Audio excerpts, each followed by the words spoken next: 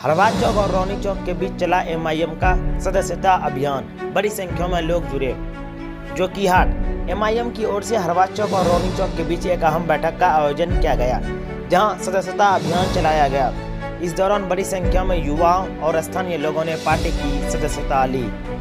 MIM के जिला अध्यक्ष मुर्शिद आलम ने इस अवसर पर कहा कि एमआईएम का जनाधार दिन ब दिन मजबूत होता जा रहा है और जोकीहाट में जनता बदलाव चाहती है। उन्होंने कार्यकर्ताओं से अपील की कि वे गांव-गांव जाकर एमआईएम की नीतियों और एजेंडे को आम लोगों तक पहुंचाएं। उन्होंने यह भी कहा जोकीहाट मजलिस का घर है, गद्दारों को माफ नहीं किया जाएगा।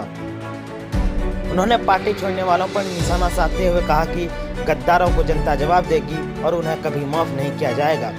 मुर्शिद आलम ने दावा किया है कि इस बार मजलिस पूरी ताकत के साथ चुनाव मैदान में उतरेगी और गद्दारों को करारा जवाब मिलेगा।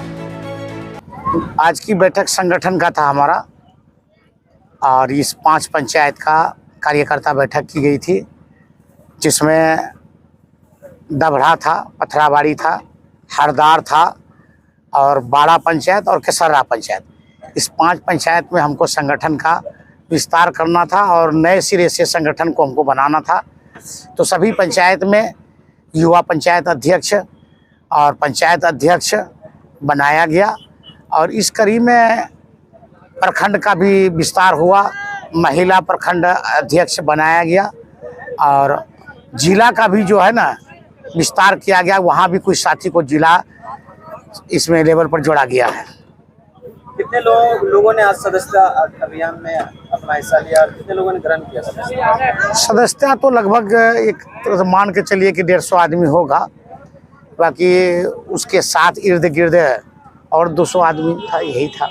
जब से आप जिला अध्यक्ष बनाए गए हैं, कितने लोगों को अभी तक सदस्यता दिला चुके हैं? अभी तक 2000 है। क्या लक्ष्य है आपका? लक्ष्य 10,000 का है।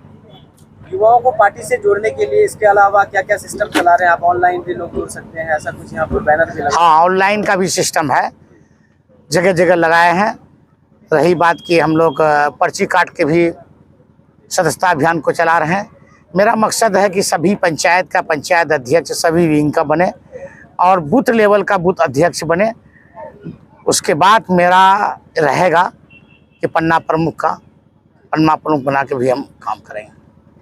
इस बार जोकीहाट लोकसभा में क्या कुछ चुनौती देखते हैं आप विधानसभा में? चुनौती नहीं है, इसलिए नहीं है कि जो वर्तमान विधायक है जो आरजेडी है, तो आरजेडी का गोद में गया, आरजेडी था नहीं, असल में वो मजलिस का था।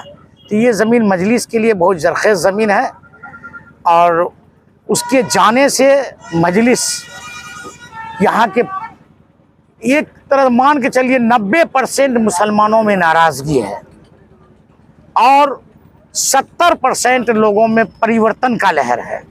यही काफ़ी है। क्या इस बार टिकट को लेकर आप आश्वस्त है कि एआईएमआईएम से टिकट आपको मिलने जा रहा है? अल्लाह के जात से पूरी तरह हम एकदम आश्वस्त हैं कि हमको टिकट मिलेगी, पार्टी मौका देगी। होता है कि बार बार किसी के साथ धोखा होगा, अन्याय तो नहीं होगा, जबकि हमारी पार्टी ही न्याय की है।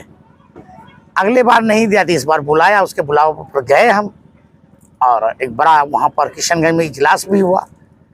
इस सिलसिले में जिलाध्यक्ष जिस दिन बनाया गया तो पूरी जिम्मेदारी दे करके और वो अल ऐलान बोले भी, इसका टिकट काट के उसको दिए थे, अब इसका हक हम इसको देंगे।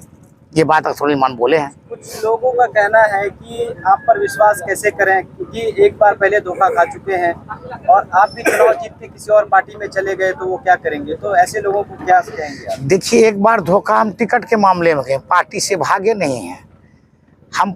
जिस पार्टी से भागे हैं वो हमारे हक में ही नहीं था, हमारे कौम मिल्लत के हक में नहीं था। तो सिर्फ एक बंदा मुर्शिद आलम रह के क्या करता है? हम समय रहते भाग गए तो उतनी बेइज्जती नहीं है। जो लोग अभी हैं वो बोले आज कि हम जदयू से चुनाव लड़ेंगे, यहाँ चाहे वो सरफराज आलम है, बोले कि हम जदयू से चुनाव लड़ेंगे, अगर ये पूरा गुमान है उसको कि हम उससे टिकट हासिल कर लेंगे। मुजाहिद आलम बोले कि हम जदयू से ही चुनाव लड़ेंगे। और लोग हैं, हम जिस तरह कॉन्फ्रेंस कर रहे हैं, मंजर आलम ही बोले। तो इसलिए हमको तो डर नहीं है टिकट का। टिकट जो वर्तमान आदमी हम हमारी पार्टी को छोड़ के गया है, कहीं उसी का ना कट जाए, वो टिकट अपना संभाले। क्या आप चुनाव जीतने के बाद भी एमआईएम में रहेंगे? 100% अब हमारी जिंदगी का जो भी हिस्सा बचा है, कोशिश मेरी है कि हम अपने मिल्लत का और कौम का, इसके साथ जो भी और दीवर जो जातियां हमारे यहाँ जो हिंदू समाज की वो भी बहुत इनोसेंट है, उनका सेवा करें। आपके विपक्ष जो है वो एक आरोप कई सालों से लगाते आ रहे हैं, लोगों को दिग्भ्रमित कर रहे हैं ये बोल करके कि मूर्ति चोर का एक टैग लगा दिया है। उस आरोप को कैसे आप देखते हैं और लोगों को आप ये जानिए कि मूर्ति वाली जो घटना है ये तो साजिश के तहत किया था। हम निर्दलीय चुनाव लड़े थे, निर्दलीय चुनाव लड़े थे हम, तो उसमें 13,000 वोट लाए थे, इसी वजह से उन लोगों ने फंसाया था। और एक बात हम साबित कर दिए 2018 बाई इलेक्शन में कि जिस जाति को बहकाने के लिए वो किया था, और वो जाति हमको 42,000 वोट दिया है, जो कि हाट की सरजमीन पर। ये तो प्रमाण है ना हमारे पास। रही बात कि अब हम जब जहाँ पर आए हैं, हमारे कौम को मूर्ति से क्या लेना देना, इसलिए ये सब चलेगा नहीं।